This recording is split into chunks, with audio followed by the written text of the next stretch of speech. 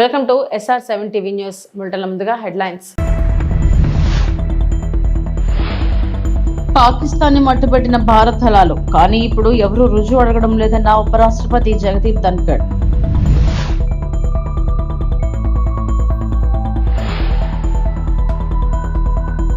ఇందిరా సౌర గిరిజల వికాసం, రైతులకు ఉచితంగా సోలార్ పంప్ సెట్లు, సీఎం రేవంత్ రెడ్డి.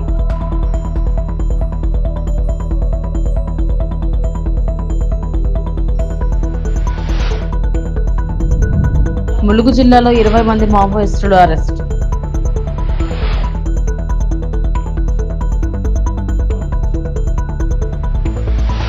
భారత దళాలు పాకిస్తాన్లోని జైషే లష్కరే తోయిబా స్థావరాలను లక్ష్యంగా చేసుకుని వారిని మట్టుబెట్టాయి. కానీ ఇప్పుడు ఎవరూ రుజువు అడగడం లేదు అని ఉపరాష్ట్రపతి జగదీప్ ధన్కర్ పేర్కొన్నారు. Fight against terrorism. A new benchmark has been set. Indian armed forces targeted Jaish-e-Mohammed at Bahawalpur, deep inside Pakistan territory, beyond international border, headquarter of Jaish-e-Mohammed, also Lashkar-e-Taiba's base, Murid ke. No one is asking for proof now. No one is asking for it. The world has seen, acknowledged, and we have seen this saga, how that country is deeply engrossed in terrorism when coffins are taken with armed forces and military power and political power accompanying them. Justice done by Bharat to Sandur in sublimity. Indira సౌర గిరిజల వికాసం పథకంలో భాగంగా రైతులకు solar pump సెట్లు ఉచితంగా ఇస్తామని CM Revanth Reddy తెలిపారు. నాగర్ కర్నూలు జిల్లా మన్నూరు ఐటీడీఏ పరిధిలోని అమరాబాద్ మండలం మాచారంలో ఈ పథకాన్ని ప్రారంభించిన అనంతరం ఆయన మాట్లాడారు. రైతులకు 7.5 HP పంప్ సెట్లు ఇస్తామన్నారు. అచ్చంపేటను మోడల్ నియోజకవర్గంగా మారుస్తామన్నారు. ఈ నియోజకవర్గంలో 100 రోజుల్లో సోలార్ పంప్ సెట్లు ఏర్పాటు చేస్తామన్నారు. విద్యుత్ పంప్ సెట్ల స్థానంలో వీటిని బిగిస్తారని, ఇందుకు అధికారులు చర్యలు తీసుకోవాలని ఆదేశించారు.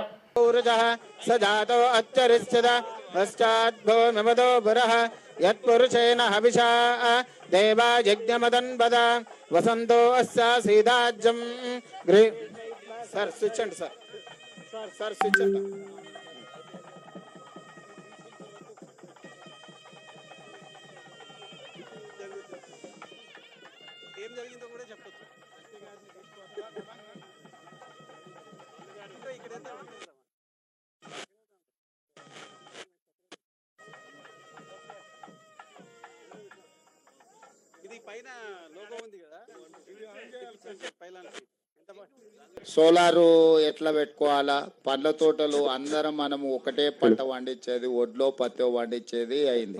కానీ దీంట్లో ఒక్కసారి పంట వస్తే బాగా ఆదాయం వస్తుంది. సార్ మీకు పెట్టించిన అవకాడో గానీ, మ్యాంగో గానీ, నిమ్మ గానీ, దానిమ్మ గానీ, మంచి బత్తాయి గానీ మంచి ఆదాయం పెరిగేది. రెండోది, మనకి నల్లమల అడవులలో ఈ కరెంట్ ఇయ్యక ఫారెస్ట్ వాళ్ళు సతాయించడాలు ఇవన్నీ ఉంటాయి. ఇప్పుడు నీ కరెంటు వాళ్ళ కాడికి పోవాల్సిన పనే లేదు, కరెంటే నీ కాడికి వచ్చింది. అవునా? సోలార్ పెట్టుకునేందుకు అది మంచిది. అందుకోసం అయితే పొయ్యే కొద్దీ మా సార్కి ఏం చెప్పిన అంటే, ఇప్పుడు మీరు సోలార్ ఏదైతే పెట్టుకుంటారో పంపు సెట్లలో, మీ పంపులకే కాకుండా మీరు విద్యుత్ ఉత్పత్తి చేసి గవర్నమెంట్కి అమ్ముకుంటే నెలకు 2,000 3,000 మీకు ఆడపిల్లలకి చేతి ఖర్చులకు వచ్చేటట్టు ప్యానెల్స్ వేయించమని కూడా చెప్పిన నేను. ఎందుకనంటే పొలంలో పెట్టుకొని దాన్ని కాపాడుకుంటే చాలు, ఏం చేయాల్సిన పని లేదు. నెలకు 4-5 వేల వరకు మనం ఆదాయం పెరిగేటట్టు బట్టి సారే మళ్ళీ విద్యుత్ కొనుక్కొని మీకు పైసలు ఇస్తాడు. పెట్టుకున్న సోలార్ మీరు కాపాడుకోవాలి అంతే. మన సంఘాలలో సభ్యురాలువేనా, సంఘాలలో ఉన్న వాళ్ళందరికీ కూడా కలెక్టర్ గారు వీరిని ట్రైనింగ్ ఇచ్చి వీళ్ళతోని మళ్ళా ట్రైనర్స్ ట్రైనింగ్ వీళ్ళతోని పెట్టించుండ్రి.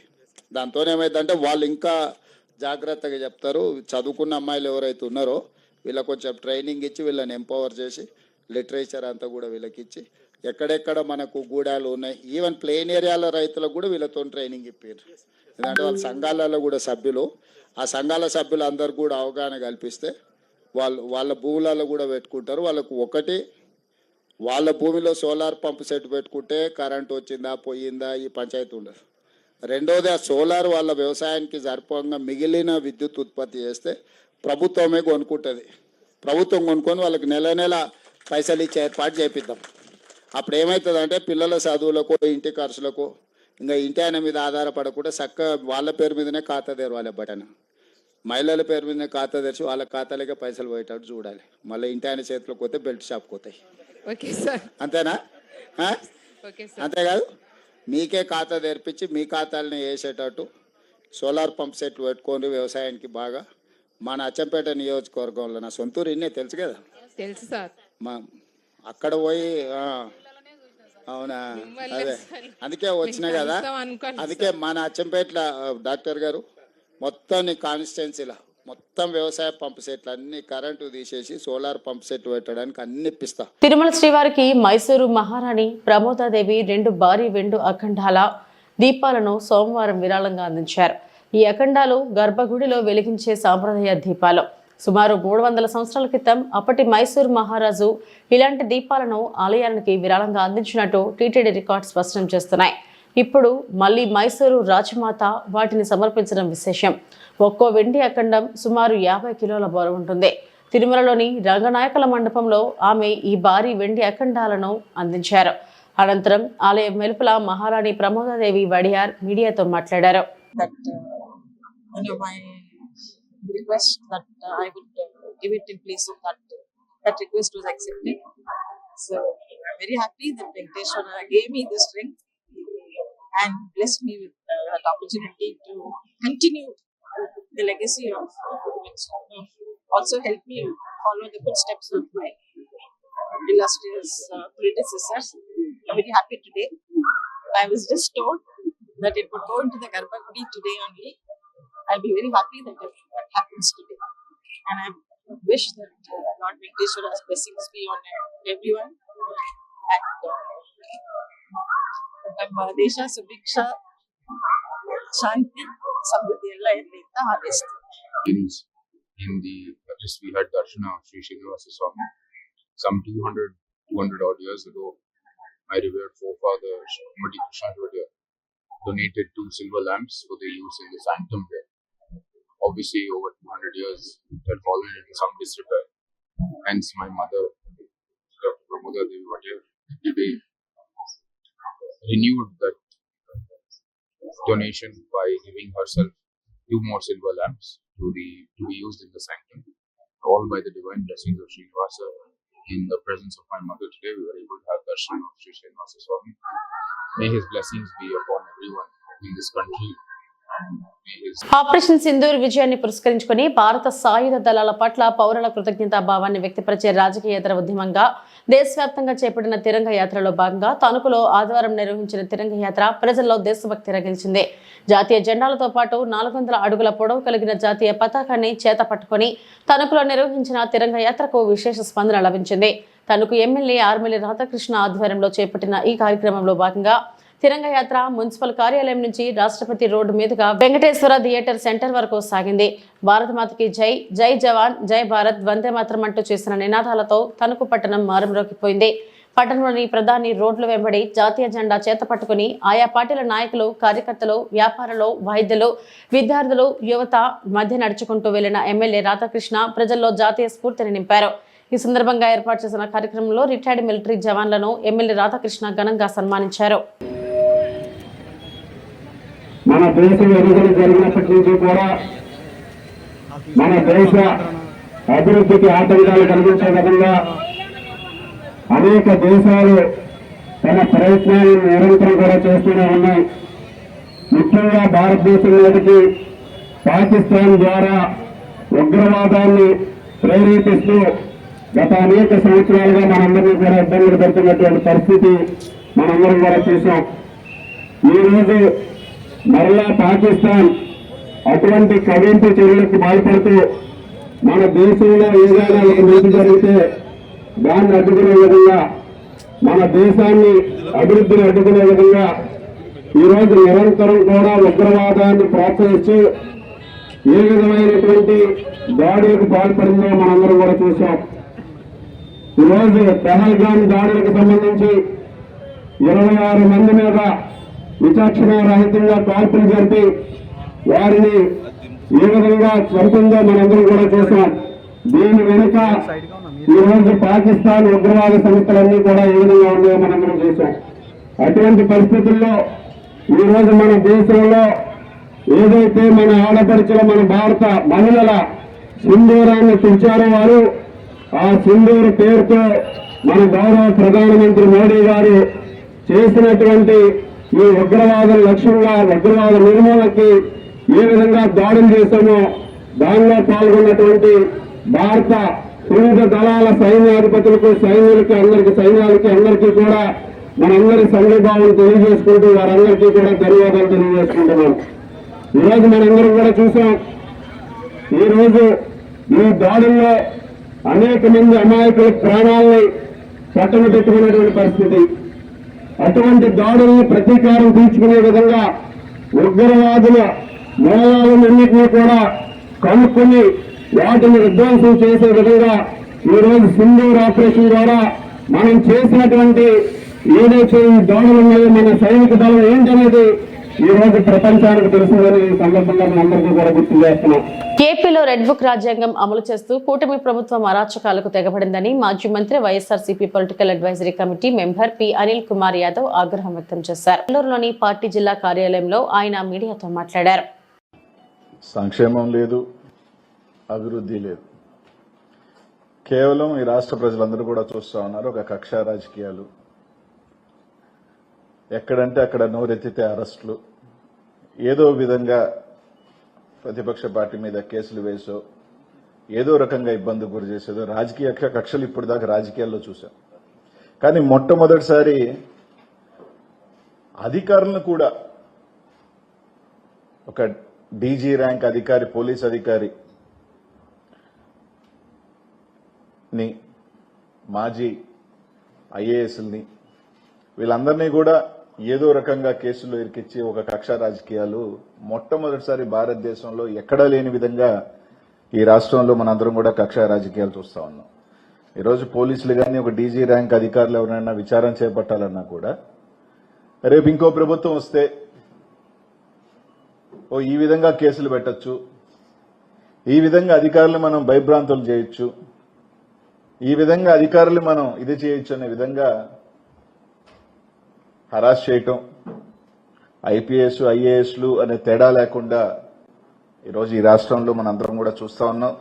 ప్రజలందరూ కూడా ఖచ్చితంగా కూడా ఏ విధంగా ఈరోజు రాజకీయ నాయకులకు పరిమితమైన ఏ రోజు అధికారుల దాకా కూడా ఈరోజు వేధింపులు, కక్ష రాజకీయాలు జరుగుతున్నాయనేది కూడా ఈ రాష్ట్రంలో అన్ని కూడా మనందరం కూడా చూస్తా ఉన్నాం. ఎక్కడా కూడా అన్ని బేస్లెస్ అలిగేషన్స్ వేసి ఏది కూడా ఒక ప్రాపర్ అలిగేషన్ లేకుండా, ఎక్కడా కూడా ఒక ప్రాపర్ అథెంటికేటెడ్ ఎవిడెన్స్ అన్ని లేకుండా ఈరోజు రాష్ట్రంలో అందరూ కూడా చూస్తా ఉన్నాం. ప్రజలందరూ కూడా ఈరోజు ఇప్పటికే ఎందుకు అధికారం ఇచ్చాం వీళ్ళకి, కేవలం కక్ష రాజకీయాల కోసమేనా, రెడ్ బుక్ రాజ్యాంగం కోసమా ప్రజలందరూ కూడా ఆలోచన చేస్తా ఉన్నారు. ఈరోజు ఒక పక్కేమో అక్కడేమో గతంలో ఇలా జరిగింది అలా జరిగింది అని చెప్పి కక్ష రాజకీయాలు చేస్తా ఉన్నారు. ములుగు జిల్లా వెంకటాపురం వాచేడు పోలీస్ స్టేషన్ పరిధిలోని కర్రిగుట్టల అటవీ ప్రాంతంలో 20 మంది మావోయిస్టు దళ సభ్యులను పోలీసులు అరెస్టు చేశారు. వారి నుంచి భారీగా ఆయుధాలను స్వాధీనం చేసుకున్నారు. గత కొంతకాలంగా కర్రిగుట్టలను కేంద్రంగా చేసుకుని మావోయిస్టులు చట్ట వ్యతిరేక కార్యక్రమాలకు కొనసాగిస్తుండటంతో ఇటీవల సిఆర్పీఎఫ్ కేంద్ర బలగాలు, ఛత్తీస్గఢ్ పోలీసులు భారీ స్థాయిలో కర్రిగుట్టలపై సర్చ్ ఆపరేషన్లు ప్రారంభించారు. నక్సల్స్ చిన్న గ్రూపులుగా ఏర్పడి వివిధ ప్రదేశాలకు పారిపోతున్నారనే సమాచారంతో అప్రమత్తమై వారిని పట్టుకున్నట్లు ఎస్పీ డాక్టర్ సబరీష్ తెలిపారు.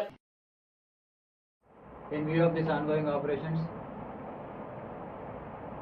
కర్రగుట్టలో షెల్టర్ తీసుకుంటున్న మావోయిస్టులో పనిచేస్తున్న వేరియస్ క్యాడర్స్ చిన్న గ్రూప్గా డివైడ్ అయ్యి వేరియస్ లొకేషన్స్కి ఎస్కేప్ అవుతున్నట్టు మాకు కూడా సమాచారం అందింది. మావోయిస్టులు ఎవరు కూడా ములుగు జిల్లాలో రాకుండా చూసుకోవాలని Mulugu district police and all our officers, we have strengthened our intelligence system, surveillance system, and we have taken all the necessary measures to prevent them from entering into Mulugu district. So దాంట్లో భాగంగానే నిన్న మధ్యాహ్నం 16th రోజు Venkatapuram పిఎస్లో Palem project దగ్గర vehicle checking చేస్తుండగా 6 CPI Maoist క్యాడర్ని పట్టుకోవడం జరిగింది. అదేవిధంగా ఈరోజు 17th రోజు మార్నింగ్ అవర్స్లో మురుమురు ఫారెస్ట్ ఏరియాలో వాజేడు పిఎస్ లిమిట్స్లో ఇంకా 7 సిపిఐ మావోయిస్ట్ క్యాడర్స్ని పట్టుకోవడం జరిగింది. రాష్ట్ర ప్రభుత్వం ప్రతిష్టాత్మకంగా భావిస్తున్న రేషన్ పంపిణీ పథకం అమలులో తీవ్ర జాప్యం జరుగుతుంది. మే నెల ప్రారంభమై 19 రోజులు గడుస్తున్న ఎమిగ్నూరు పట్టణంలోని లక్ష్మీపేట ప్రజలకు ఇంతవరకు రేషన్ బియ్యం అందలేదు.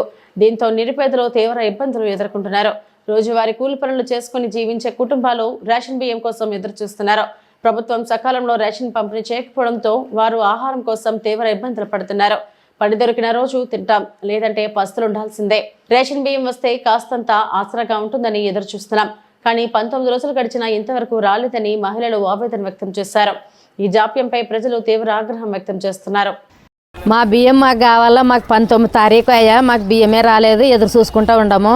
మేము తినేది ఒకటనే, మేము ఏం తినాలి, ఇంతవరకైనా ఇంకా బియ్యం రాలేదు, ఎదురు చూస్తుండము, ఇంకా రాలేదు.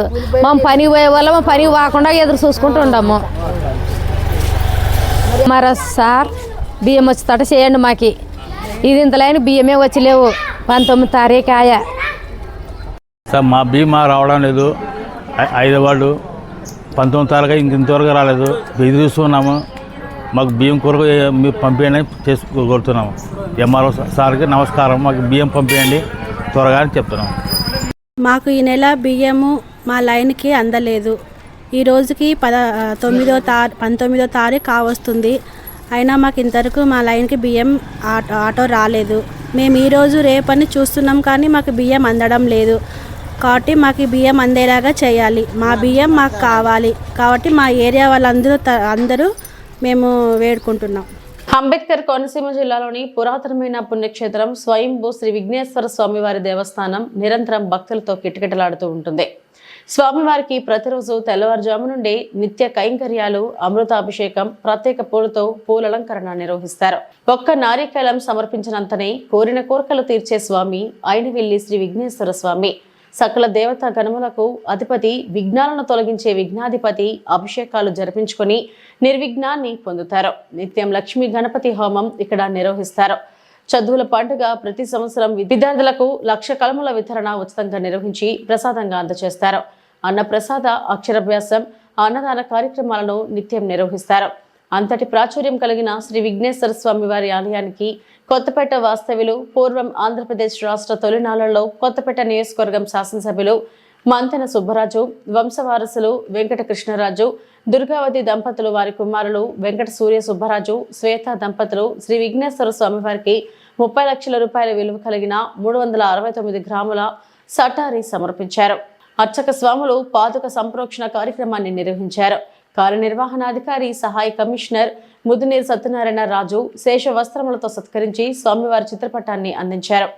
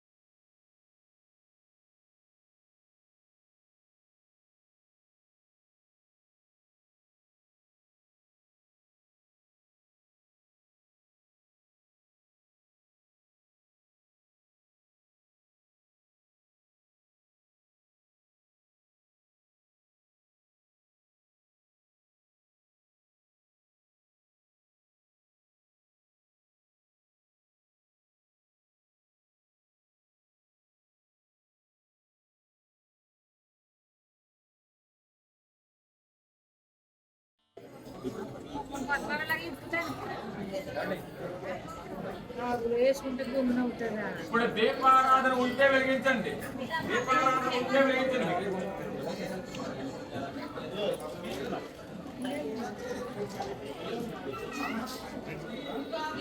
తిరుమల శ్రీ వెంకటేశ్వర స్వామి వారిని పలువురు శ్రీ ప్రముఖులు దర్శించుకున్నారు. ఉదయం విఐపి విరామ దర్శన సమయంలో నటీమణులు జయచిత్ర, ఆశురెడ్డిలు స్వామివారిని దర్శించుకుని మొక్కులు చెల్లించుకున్నారు. దర్శనం అనంతరం రంగనాయకుల మండపంలో వేద పండితులు వేదాశీర్వచనం అందించారు. ఆలయ అధికారులు పట్టవస్త్రంతో సత్కరించి శ్రీవారి తీర్థ ప్రసాదాలను అందజేశారు.